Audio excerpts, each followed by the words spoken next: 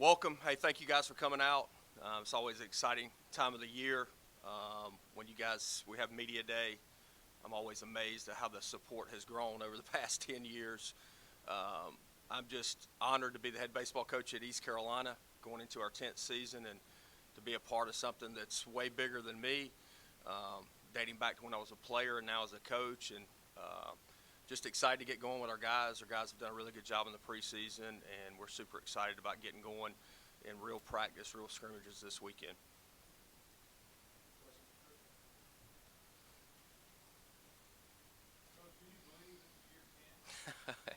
No, I can't, to be honest with you. I look back at you, and man, hey, we're getting older, aren't we?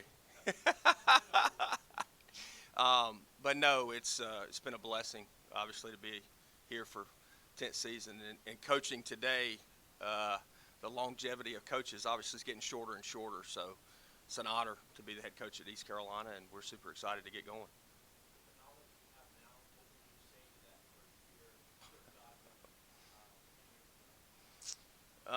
Well, I had one of my best friends tell me recently that how I changed in a good way, but that I used to tell people that we were going to kick their tails. We would kick their tails, and then I would tell them how we were going to do it. So I would tone it back a whole lot and drop my ego a big time, a little bit, and know that it's a collective effort. And if it wasn't for the good Lord up top, that I wouldn't be sitting here today. So those are some things I'd humble myself for sure, dating back 10 years ago.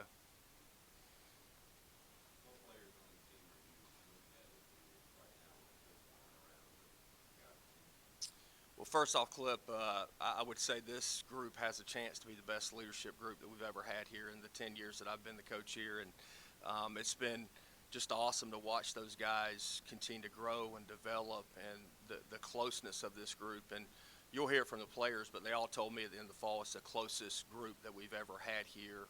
And, you got J-Dub, who's a fifth-year guy, so half a decade he's been here. So I think he's got a pretty good idea of what has happened in the past. But Carter Cunningham has been unbelievable.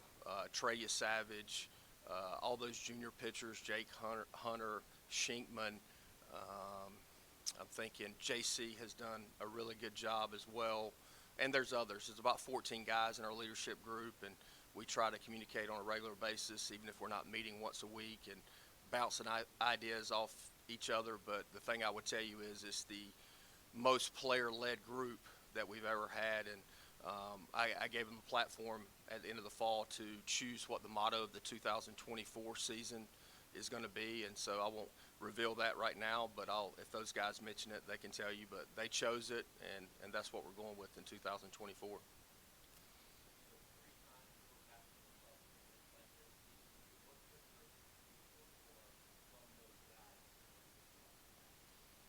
Well, I think you got to trust. That's the number one thing. I mean, we have that on our shirts. You got to trust them. They have to trust me.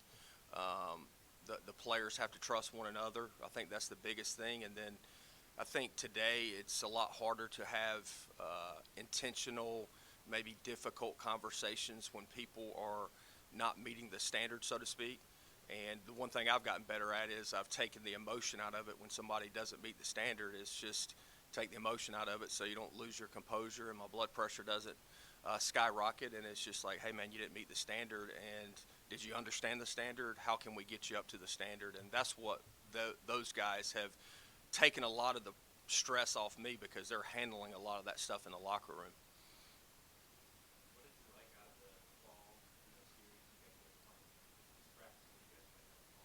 Well, we got a lot better from the beginning of the fall to the end.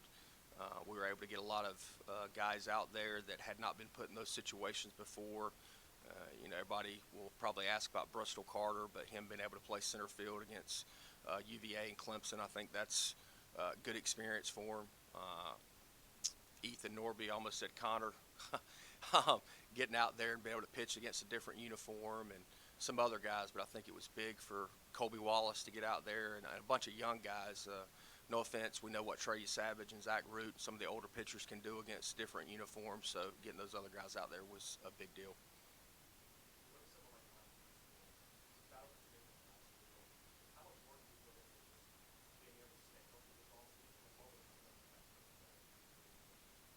Yeah, it'd be awesome. He's worked really hard with our athletic trainer, Logan Rupp now, also going over to Young's Physical Therapy to manage that back. I mean, that's something that is not going to go away. He's going to have to do that, but he's been really healthy. He's been really diligent with his work with Coach Lartigue on his catching and his hitting. He's continued to mature as a leader in our program.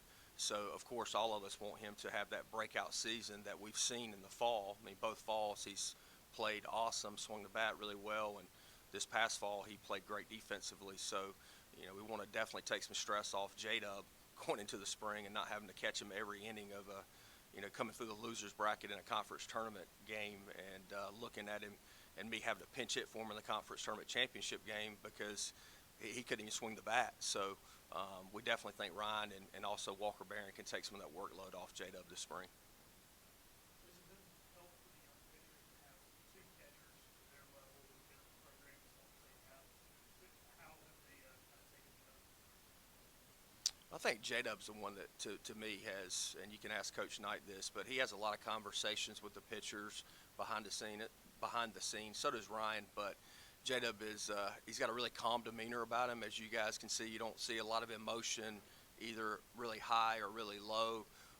And I think the guys really respect him because he just shows up and goes to work every day. When you have a guy that's a really good player that works really hard every day, then you earn a lot of respect by your peers.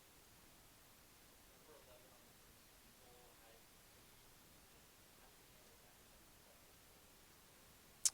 I don't mean this ugly, but is this your first year here? Yeah. So there's a lot of expectations each year, and nobody puts more expectations on us than ourselves. The one thing we need to do is control the narrative. We have used the example of Michigan football with all the stuff they had that happened off the field that they had to deal with, and they just kept showing up and beating people on Saturdays, and they won the national championship. So that's really the way we're looking at it. You've heard me say ignore the noise. It's there. They'll see it on social media. That's great. But guess what? They don't pass out championships in the preseason. So our goal is to work to get better, a little bit better each and every day. You made a coaching hire in the offseason in Henry, Coach Henry. I know he has some catching experience. What do you think about that? Well, I think when you look at the people I hire, it's relationship based, and he's young. I recruited him to Ole Miss. He was a switch hitting catcher. It's amazing that he still wanted to work for me after I coached him his freshman year. That was in 14 when we went to Omaha. He actually didn't even travel to the College World Series because he didn't make the travel roster. But 2 years later, he was a 7th round draft pick, I think by the Phillies, and made it all the way up to AAA and had an injury, or he probably would have played in the big leagues. But you got a switch hitter, you got a catcher. He was a student assistant in 2021 when Ole Miss won the national championship, or 22, and then last year he was at Arkansas State, grinding as a volunteer assistant.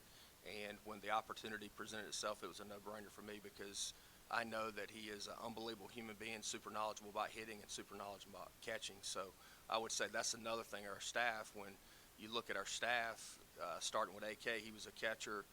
Heath Blackman, our director of player development, was a catcher. Our director of baseball operations, Blake Hardigree, was a catcher, and I was a catcher. So a lot of experience from the catching position, but also you get to see the entire field, and you have to have those leadership qualities to play that position. So super excited about being. He's been awesome with our guys. Our guys love him. Also, Bryant Packard is our student assistant, so he's helping Henry out in the cages, and he's been tremendous in helping out the outfielders as well. And you talk about a guy that all these guys saw play at a very high level here and win a lot of championships, and now he's talking to them in the cages, and he cares so much about this place, which has really been neat for me to see. It makes me feel old a little bit, but it's just been a really unique experience for me to have one of our former players come back and just give so much back to our players.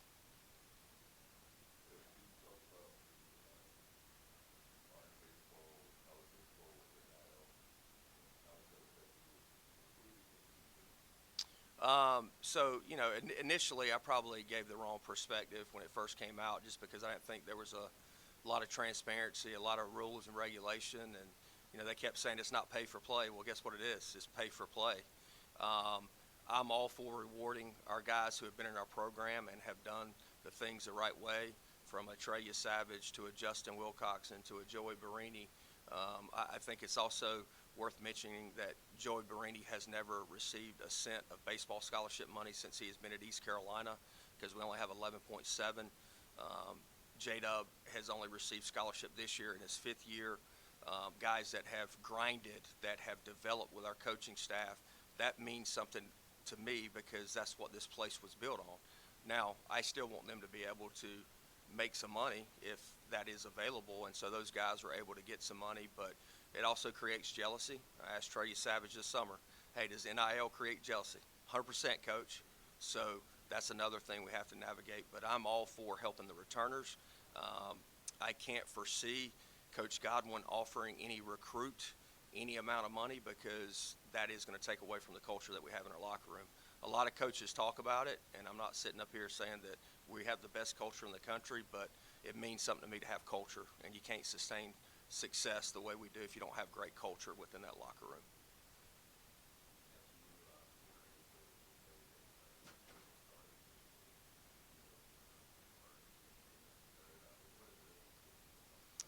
Um, Dixon Williams has done a really good job. He had a really, really good fall. He led our team in RBIs by a landslide. He has played pretty consistent defense. Colby Wallace, if you'd have asked me at the end of the fall, hey, did I think he would be able to play third base at the level we needed to him defensively, I probably would have told you no. Man, he's looked great in the preseason so far. I would say those two guys, Nate Chrisman can go over there. Nate is a swing man. He can play third, he can play short, he can play second, he can play outfield. At first base, Carter Cunningham, Cam Clonch, Chaz Myers. We're also working Colby over there some, because he might pitch some. But I would say Dixon and Colby and Nate are going to be the main guys that you will see over at third base. Left field, probably Luke Nowak, will be in left. Not that Carter Cunningham can't go out there. Riley Johnson still is battling some injury stuff. We're trying to manage that as best we can. He wants to play. He's just dealing with some dislocation of his shoulders, so he's probably going to need surgery at some point in time after the season, but Logan's doing a really good job with him. Bristol Carter will play center most likely, but Carter can go out there, Nowak can go out there, JC will be in right. So, but we got a lot of options and a lot of depth when it comes to the outfield position. So. Going off that, Riley, obviously, when he is available, we're seeing him coming a lot of replacement come in. How much of a balance is that? Putting that defensive side, we know we're capable of doing balance and take out of that. Like JC is someone who's had to balance that. Well, I mean, when you have a lead, you put your best defense out there. So Riley, though, actually, and I don't know if anybody knows this, and I didn't know it at the time, but his last 7 pinch hit appearances last year were hits. Think about that. So I was an idiot for not starting him. Like, well, why wouldn't you start that guy, right? So, but you talk about a team guy, a selfless human being, a guy that just wants to win. He's grown up so much, and he's part of our leadership group as well. And he's really been the best assistant coach for Bristol Carter, because he stands out there with him in center field every day, even when Riley can't do the stuff that he would be able to do if he was out there. You've talked that, for you like to get guys in and adapt them to your culture, right? But you do have a couple transfers this year. How have they vibed with the locker room and adapted to your culture? Yeah. I don't like the portal and NIL together, because it's become a corrupt business. So people are cheating, and I'm not perfect. I'm not saying that, but that's not why it was created. So we look at it very specifically. I thought Jeff, AK, myself did a really good job of bringing in really good people. No offense from the places that they came from, but they normally came from a little bit less of a program that were good players. So they walk in here, they look around, they go, hey, man, this place is awesome. Look at all these facilities we have. They're so appreciative of what they have. Plus, they're coming to a winning program when a couple of them didn't come from a winning program. And the guys have really meshed well with the returners that we have, and it's been a really good mix for us.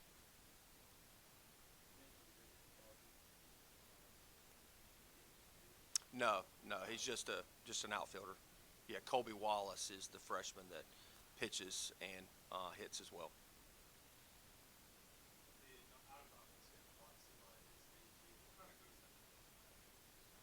Say that one more time. Sorry.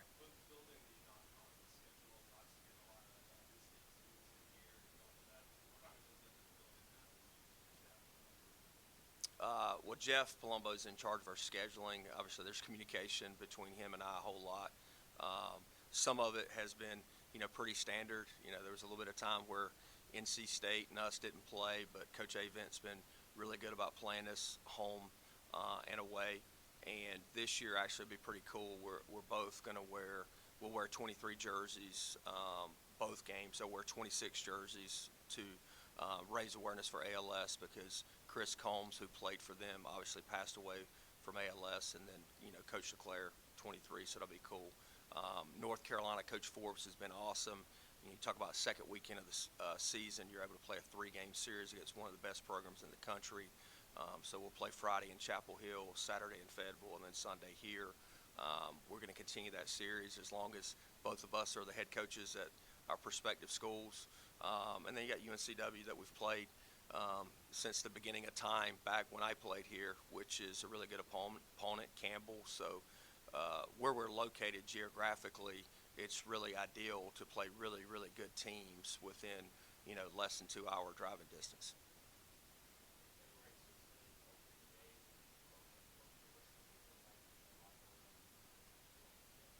They're excited. I just think they are taking it day by day right now. I mean, you can ask them specifically, but to have the pitcher versus hitter, the intent and the energy that we had this weekend in less than ideal baseball conditions shows a lot of maturity by them, and that's the thing that excites me the most about this team is their maturity and the leadership that we've had. So we're excited, but just got to take it day by day because we need to get better before February 16th. We haven't even had a real practice yet.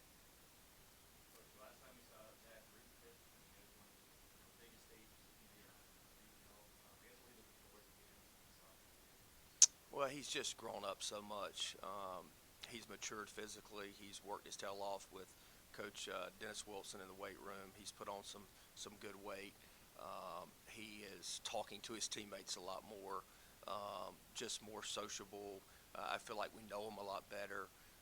He's more intentful in his day-to-day preparation. Not that he was lazy, but I mean, guys that in our program work really hard. So if you're not working to that level, at times people might not think that you're working hard. So, and I think guys like Trey Savage and the junior class have just taken him under his wing, and just because he's going to be the future of our program after this group either gets drafted or graduates. So he's done a really good job of accepting some leadership qualities and continue to build on that.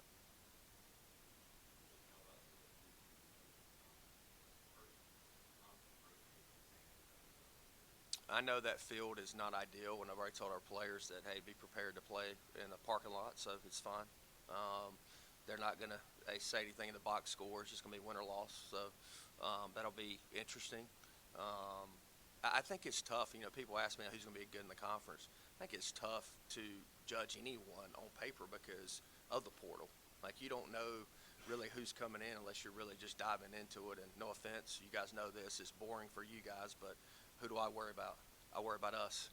If we play well, if we do what we're supposed to do, we're probably going to win. If we don't, then we're probably going to lose. So I just don't look at that stuff. I just look at what we need to do to get better, to be prepared for it. But I know that it's going to be some interesting opportunities for us at some of these places, so it'll be fun.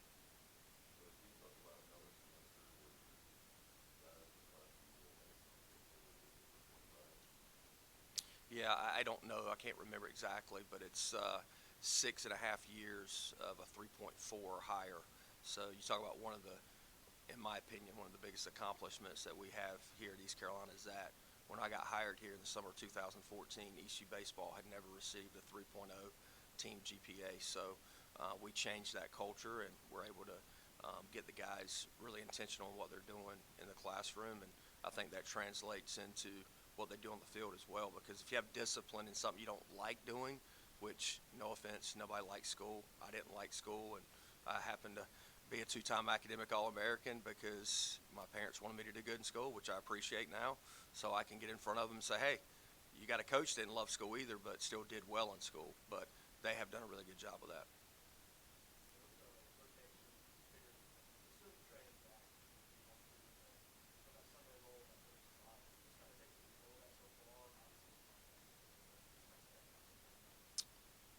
Well, I think there's about 7 guys that want it. You know, we're having end of fall meetings, and they all come, hey, I want to pitch on the weekend. Awesome. About 6 other guys that want to do it too. So, you know, I think Shinkman, of course, Jake Hunter, Chris Kaler, Ethan Norby, Jaden Winter. I'm probably leaving somebody out, but they all want to do it. Jaden looked really, really good, as did Shinkman this weekend, as did Jake Hunter. So we're going to need some depth in the bullpen, especially opening weekend. So, and then obviously you got that Tuesday game at Campbell, which is always a tough game. So we feel like we got a lot of quality guys that could go in that role. We just need guys to continue to stay selfless, and whenever they take the ball, they'll go out there and be the best version of themselves.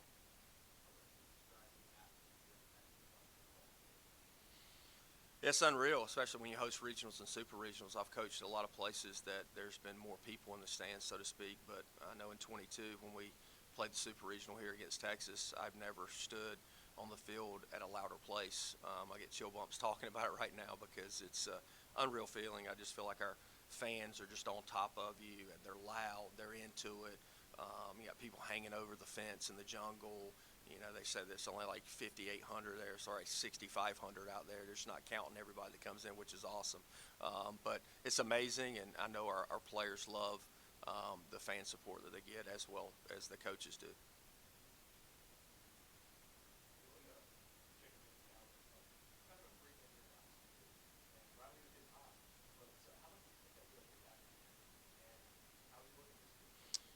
I think it definitely impacted him more than he probably let me know at the time. I think he played at times worried about getting hurt again, which you can't play the game like that. It's not like he had a terrible season. It just, you know, was a little bit less than what his freshman year was. Plus, he had expectations. You know, when you're a freshman and nobody really talks about you and you have a really good season, you're a freshman All-American, then, oh, man, well, now there's scouting reports out and people know who you are. And, hey, you're the, you know, kind of, I felt like the media made him like the face of the program because of such his great personality. And, you know, I think he, you know, battled all that stuff at times. And he's really worked hard on his leadership ability. He's worked hard on staying healthy. He's bigger than he was last year, but he's running just as good and he feels better. But really, he's most concerned with what our team is doing. And when you can get a really good player to do that, which there's a lot of good players that are worried about their teammates more than themselves, then you've got something special. And I believe that we have something special this year.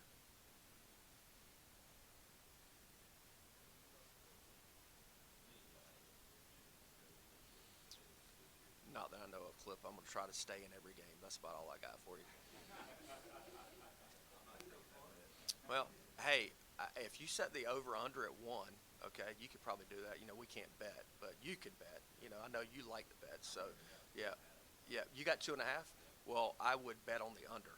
Okay, all right. So you make sure you mark that down, and let's reconvene. Yeah, yeah.